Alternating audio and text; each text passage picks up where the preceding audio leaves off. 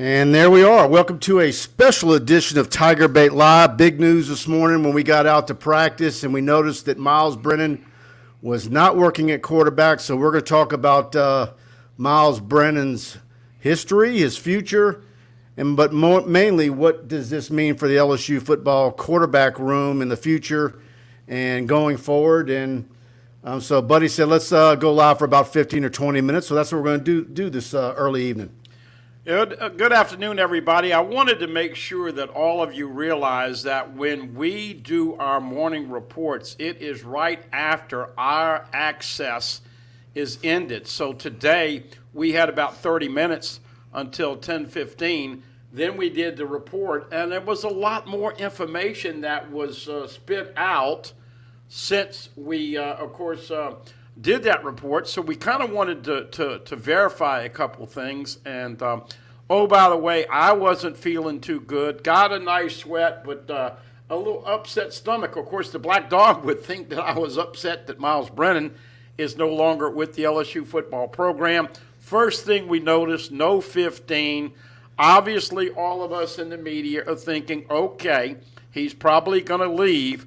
But pretty shocking that the news that we did get, we just wanted to verify some things. I wanted to give some more tidbits that we didn't provide earlier this morning. But Mike, we talk about it, and I'll tell you who is got to be the most happiest on this day is Mike Scarborough and the Howard family, because Walker Howard now is all of a sudden going to get a few more reps, and from 4 to 3, and if you get a dink and a dunk and a bruise and an elbow and a concussion, all of a sudden Walker Howard is got to be ready to play this year. Let me tell you something. In the last 24 hours, Walker Howard's outlook for the coming weeks and months drastically changed by Myles Brennan walking away from football. And because had Myles stayed, might he have been running the scout team?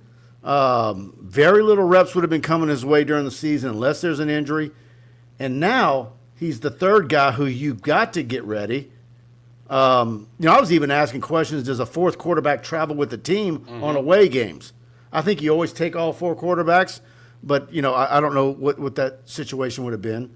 But now he's an injury away from being the all-important number 2. Yeah. So you've got to get him reps. He got them today. He got a lot more today in the situational work. And so we're going to see what happens in the scrimmage. But, I said first practice that I was starting to think the odds were on Jaden Daniels. And then the next time I said I'm putting even higher odds, and I think I'm even further down. But I also agree with you that you've been steadfast in saying that both quarterbacks or two quarterbacks were definitely going to play against Florida State. Well, I don't know if they're going to definitely play against Florida State, but they're going to play at some point in time. By the way, we also wanted to clear up, and look, everybody's got an opinion, and shortly after it was tweeted out and then deleted, and then another media guy in New Orleans tweeted out that he was walking away from football. So we wanted to verify a couple things. Number one, look, there is a ton of love for Myles Brennan because of his story. And if you go back, he played 3 games and got hurt, gave up his body on a sideline hit, had 3 games, and then, of course, didn't play any more in 20. And then had the fishing and the flip-flop incident, so didn't play any of 2021. Folks, if you think about it, Myles Brennan really hasn't played in a game in almost 2 years. 1 month short of 2 years. And so the problem that you had with Myles that we constantly brought to this forum is that he's got a big arm, but he doesn't do a great job under duress with pocket present. And, Mike, guess what all 4 quarterbacks moving forward have in common? Jaden Daniels, Garrett Nussmeier, Walker Howard, and newly committed, your man, Ricky Collins. All can run the football. So this is something that we talk to a lot of experts around. They like to have a running quarterback, and that ability, you go back to Burrow and you go back to all of the great ones, you got to have that run-pass option and put that pressure on the edge with the RPO. Now, I'll also say one other thing, and you may have a difference of opinion. I may be right, I may be wrong. But once that was cleared up, Then we had the media nobodies, or everybody's, or anybody's, or somebody's, all saying, well, Jaden Daniels is the starter. Well, first of all, let me say this. That is Brian Kelly's frickin' job to tell us who the starting quarterback is. Spicy. At LSU. Brian Kelly's job. And I don't think in year one he's going to let somebody twist his arm or wrestle him and supplant his power, his ability to make a decision and to publicly announce it. I don't think that's Well, going to go down let me tell you tomorrow. something. Let's just I'm gonna give There's you. no advantage in naming a starter. I'm gonna give a little nuts and bolts here, or inside what they call inside baseball or whatever, behind the scenes. When we walk up for practice, we wait outside the gate. We're told this morning where they moved it to 9:45 or 9:30. What was it? 9:45. It was supposed to be 10:30. And Miss Ashley, who does a fantastic job in sports information, yells out to all of us as a reminder. You're not allowed to tweet anything during practice, and you're not allowed to tweet or post anything or go public with any news items until practice is over. So immediately someone says, well, what time is practice over? Well, they said, well, either Bonnet will send out a text alert, that's her boss, or 2 hours from now. Okay, well, we're out there, and of course everybody notices that he's not there. And all of a sudden, you and I do our report after we get our 30 minutes of practice in, and the practice is still going on. I get in my vehicle, and I've got 4 text messages from people saying, Brennan's gone? Because somebody in the media tweeted it out, but then later deleted it, but the damage was done. It was too late. Then you had other media who weren't at practice, haven't been to a single practice, out of town, tweeting about it, suggesting who the starter is as well. And so, look, there's mistakes happen, okay? I've made them, okay? We all have. Right. But what I worry about is something we've been talking about, the fantastic access we have gotten. Yep. That's the kind of stuff that will make Brian Kelly say, you know what? That's it. That's it. And so, you know, everybody likes to watch video of practice. Everybody wants to see photos, any little tidbits we got. But Brian Kelly don't need that headache. So that hurts us. And if you're a starving LSU fan who likes seeing things, all of a sudden that could go away. So, anyways, that's just a little soapbox thing there. But, you know, I'm sitting there abiding by it. We all have the info. Our practice report that we had filmed probably an hour, and I already had it uploaded. All I had to do was hit go live once Bonnet said go with it. And, of course, then an hour after that, we got the official release from LSU, thanking Myles for his career at LSU and coming back. And look, we've done all these chats every week. And obviously, he's a sentimental favorite. A lot of people are pulling for Myles. He's one of the most likable players in history. He's been here since 2016. And so, like I said, had bad luck with an injury, needed to gain weight, needed to lose weight. Yep. He's seen it all. But best of luck to him. And we're going to see what ends up happening. You know, there's been all sorts of theories out there. Would he be a GA? Might he be on the sideline acting as like a coach or a graduate assistant, maybe signaling plays, whatever. Told he gets to keep all his NIL money and other things. So, but good luck to Myles. But now moving forward, it's going to be very interesting in that quarterback room.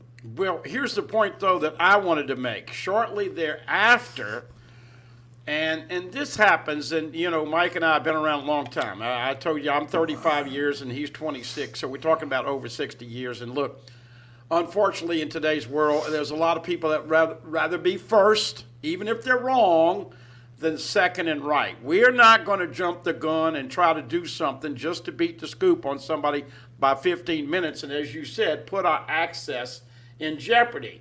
But here's the second thing I don't agree with.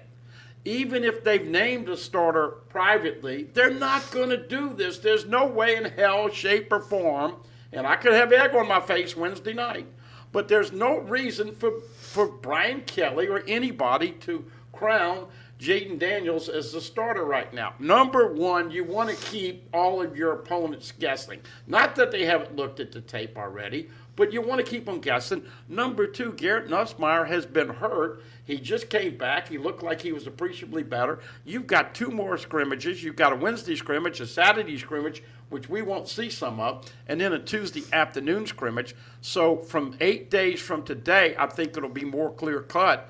But what would Brian Kelly reap from a positive? Look, the guys in the room all know. There was some that wanted Myles, some that wanted Nuss, some that wanted Jaden Daniels. But I'll be damned if Brian Kelly, in my opinion, is going to let somebody in the media tell everybody who the starting quarterback is when that's his job, his announcement, his responsibility. And, oh, by the way, you still got to keep Nuss invested. And you still have to make sure that you give him a fair shot. Coaches want to be fair, and with a new staff, absolutely, and new players, and new position coaches, and new to the SEC, the last thing I think this man wants is the media to sit there and grab him and start dictating what he does. I will imagine that'll be the first or second question on Wednesday around lunch, and I would think that he would say, we have not named a starter, and I think you guys jumped the gun. Now, I don't know if it'll be that nice, but look, Mike's had information about Jaden Daniels basically since the spring.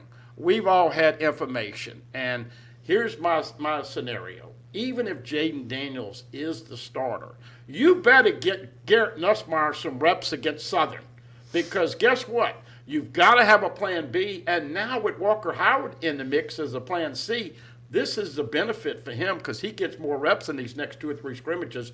But I'm just holding out the fact that, A, there's no benefit for naming publicly a starter.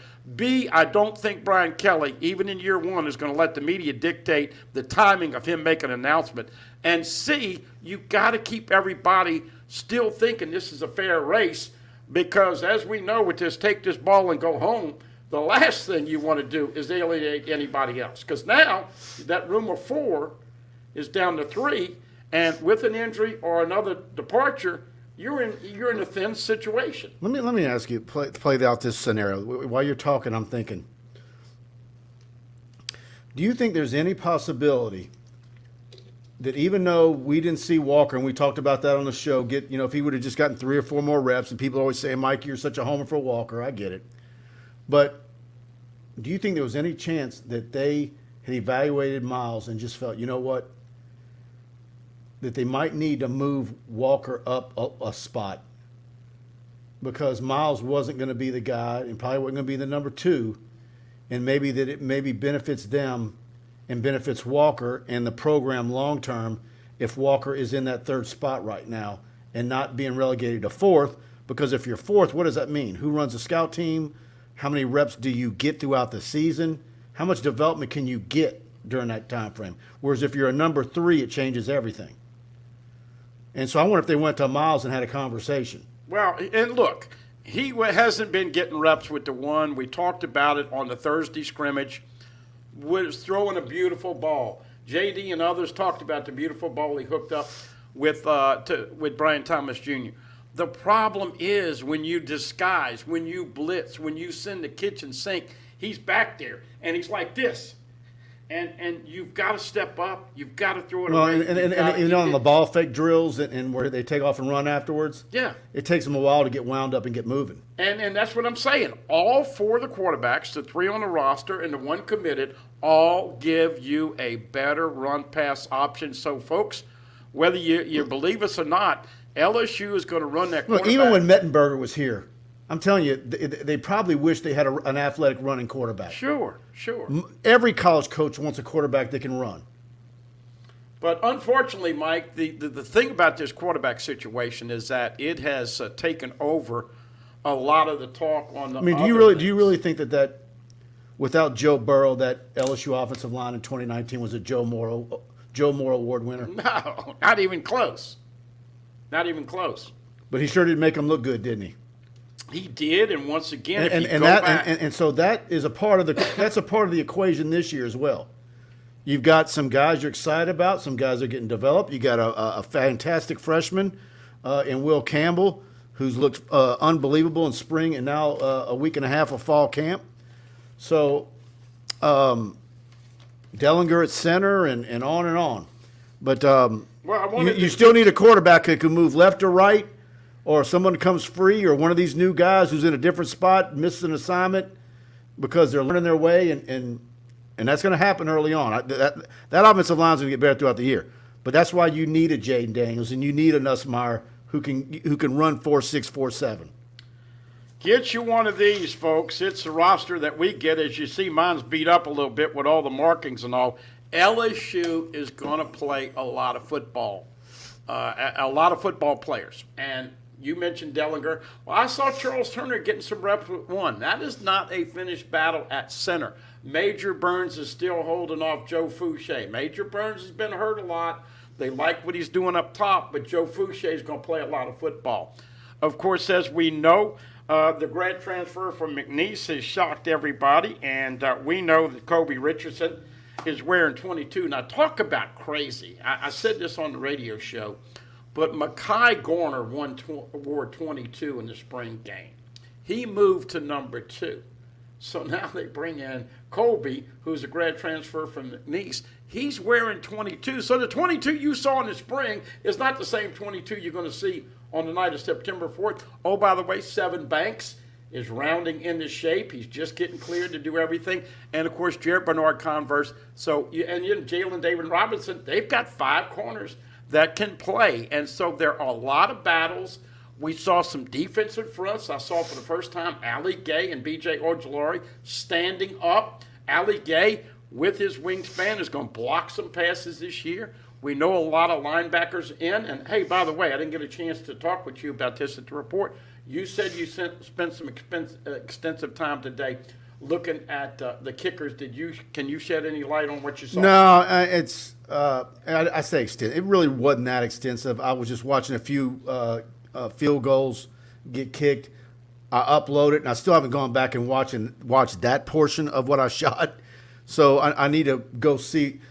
When I'm looking through a viewfinder and one eye's closed, a lot of times I have to go back and see what I filmed. So, but that's not the same. It's them casually kicking two-step kicks and going for height, and me filming it versus live reps with a rush in a scrimmage.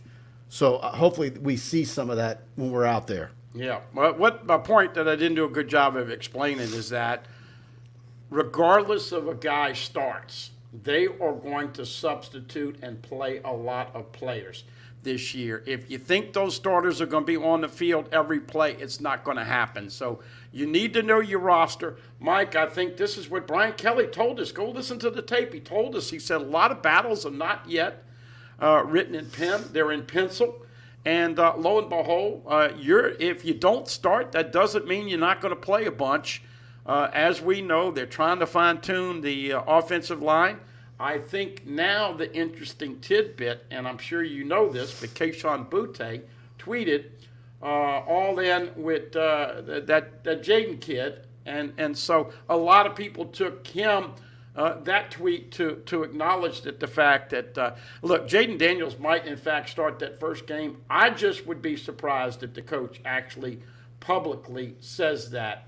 And we will have our next opportunity. But quit putting so much stock in who's going to start. LSU is going to play a lot of players this year, and they will be 2 and 3 deep in positions. And how many difference makers do they have? Well, you got to keep Boutte happy, and you got to throw the ball. But also, on the other hand, we haven't seen enough of Jaden Daniels in the real lights to see how much he's improved. Nussmeier, how healthy is he? And Walker Howard now, does his role change because of what happened today? All of those stories, we will continue to work with you and work for you. And, of course, we'll do another thing on Wednesday when we see scrimmage and then talk to Coach Kelly and then do a report Wednesday, all from the 10:30 to 12:30 range. Of course, this is a special TigerBait Live, but, of course, we're here in our major sponsor, Pride Roofing. Give them a call, 855-PRIDE-16. Just want to mention them there briefly. Tonight. They're such a big part of our TigerBait family and what we do. Call them 855-PRIDE-16. If you need a roof inspection, residential or commercial, and say you heard about on TigerBait, and they're going to pay for you to get free TigerBait. American Patriot, much respect to Myles Brennan. He's been through a lot and stuck it out. The haters are terrible people. Noah Kane is going to run for 1,000 yards. American Patriot, thanks for the super chat. I had to put the sunglasses on because this is a report, and I usually wear the sunglasses. And God, I'll tell you, I'm not sleeping well, so it's been a brutal picture for you guys to be seeing. Mike, I'm over here, Mr. GQ, with 16 pairs of sunglasses, and I'm just trying to hide these old eyes, but it's very interesting. Yeah, real GQ at my farmer's tan that's showing up on YouTube Live right now. But look, once again, folks, there's still about 8 or 9 more days of the grind. Knock on wood, you hope that they stay healthy, and you hope that they're lucky. And just realize that there's a lot of football players that are going to get an opportunity. I think the biggest question still to me in that first game, who's going to kick off, who's going to kick PATs and field goals. And once again, we'll talk with Coach Polian at the end of camp. What else are you looking forward to seeing on Wednesday? I want to see some throws to Mason Taylor. I'm really high on him. I want to see if he can be a damaging receiving tight end for him. Big body who can run and leap. I want to see the running backs. I want to see a few of them go off and tear off a run here or there. Quarterbacks be efficient. Don't make bad decisions. And I really want to see special teams. I want to see some guys fielding some punts, and I want to see the place kickers kick some field goals from various distances and hash marks. So, AJ Purahit, I know I'm butchering your name, I'm sorry. Daniels is definitely the starter. No, he's not. We were talking about that for most of the show. He is not the starter. No decisions made. Not publicly. They may have said something in private, but right now we don't feel like Brian Kelly is I don't think they've done it. I don't believe they've done it in private either. I don't either. No. I think this is still a work in progress. You got to give Nuss a fair chance in the next 2 scrimmages because he's been hurt. And listen, Black Dog thought I was a Myles Brennan homer. Now I'm sitting here saying Nuss deserves a chance. I think that F word is so freaking important, and it's FAIR. You've got to be fair. Your first team at LSU, first year going in the SEC, you're doing an incredible momentum role in recruiting. Man, if you're not fair to these players and don't give everybody a chance, a fair chance, that gets out, Mike, and can affect you. So I think people have jumped the gun a little bit. We'll wait to see what Coach Kelly has to say come 12:30 on Wednesday. Joshua Forbes says he wants to see Besh go off. I want to see Besh healthy. Has a lower leg problem.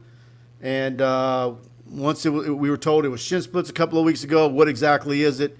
I think he might have a little ways to go. But he was out there today, but not in full pads. He was practicing catching balls at the other end of the end zone. We did see that. I didn't see Chris Hilton. But for the most part, man, I have not seen a lot of injuries. Now, Demarius McGee got hurt, and I'm pretty sure he might be out for the year. Nobody said anything about him, the little corner from Pensacola. But how about Kobe and Seven Banks and all this depth? Everybody's worried about the secondary. Man, Merger Burns. Brian Kelly would not have said what he said last week. If he was concerned about defensive backs, he'd tell you. Yeah. He was chalking that off as he thinks that could, he didn't say it was a strength, did he? But I think he likes what he's working with. He likes his personnel. So, and he's got options there. He's got numbers.